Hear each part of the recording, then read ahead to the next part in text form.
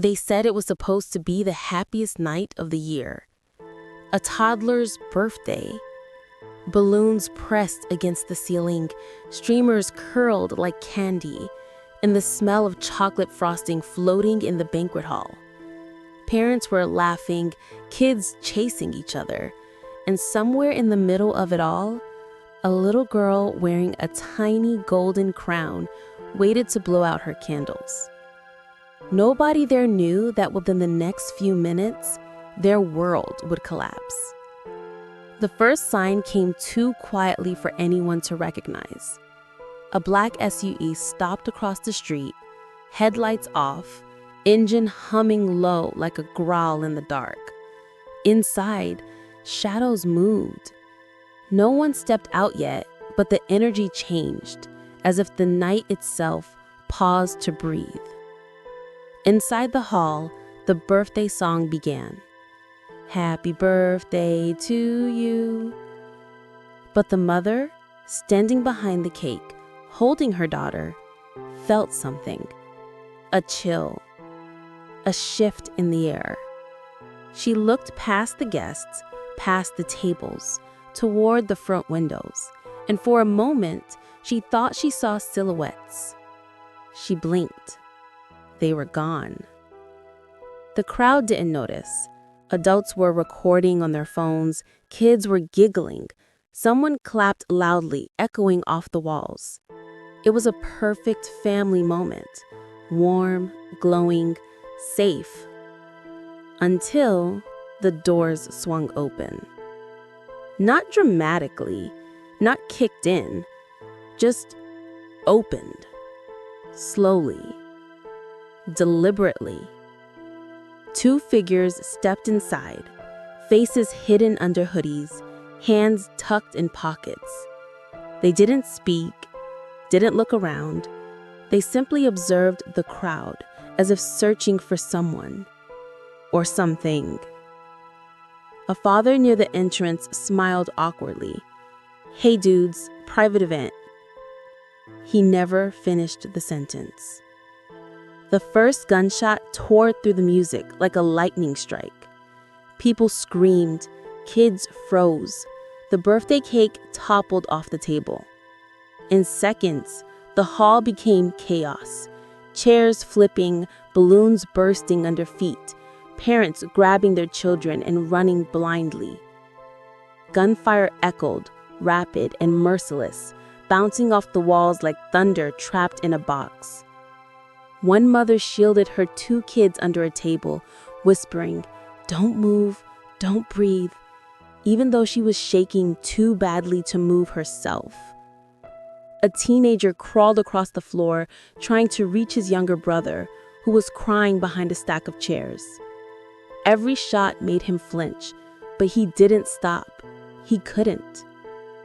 Meanwhile, the shooters moved with chilling calm.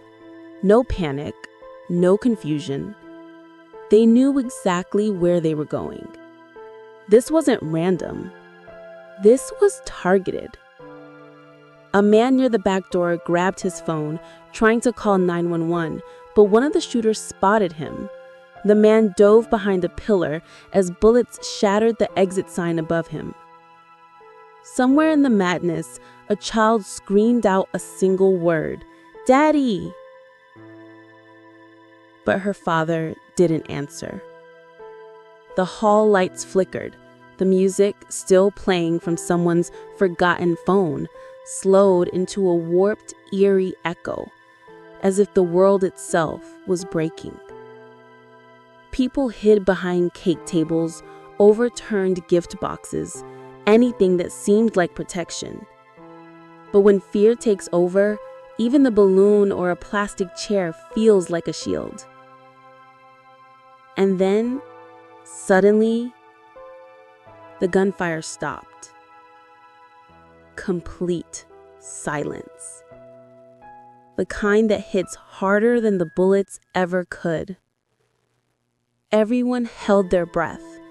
Someone sobbed quietly. A spoon clattered on the floor, sounding like a cannon. The shooters turned toward the hallway leading to the kitchen. That's where their target had fled.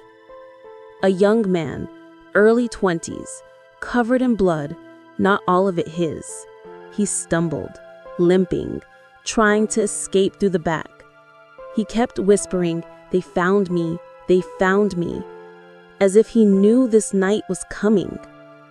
He pushed open the kitchen door, just as one of the shooters reached him.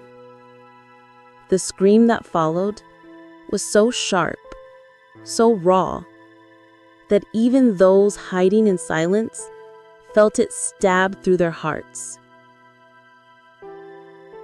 Police sirens wailed in the distance, still blocks away. The shooters fled out the back before officers arrived, disappearing into the darkness like ghosts slipping between worlds. When the police finally entered the hall, the scene was heartbreaking. Scattered toys, spilled drinks, overturned tables, and the birthday girl's golden crown lying crushed on the floor. 4 people were gone. 3 of them children who never even understood what happened. The room felt haunted, not by the shooters, but by everything innocent that was destroyed in seconds. The officers later said there were multiple shooters, highly coordinated, moving with purpose and precision. Some called it revenge. Others called it gang-related. But parents who lost their children, they called it something else. A nightmare that will never end. Outside the hall, the birthday candles were found hours later, still unlit. A party that never got the chance to make a wish. A night that turned joy into terror. And the community left with one burning question that keeps everyone awake even now. If the celebration for a child can become a battlefield, is anyone ever truly safe?